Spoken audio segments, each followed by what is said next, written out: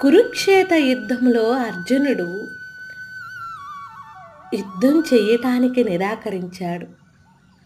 బావా, అందరూ నా వాళ్ళయ్యున్నారు, నా బంధువర్గాలయ్యున్నారు, నా ప్రజలయ్యున్నారు, నేను ఎలా యుద్ధం చేసేది బావా అని అర్జునుడు అన్నప్పుడు కృష్ణుడు నవ్వుతూ, అర్జున, అందరూ నీ వాళ్ళే, నీ వాళ్ళు తప్పు చేసినప్పుడు శిక్షించకపోయావనుకో, అది ఇంకొక దానికి దారి తీస్తుంది అర్జున.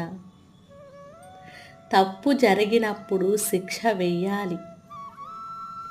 అదే మనకి భాగవతంగా మన ముందుకు వచ్చింది.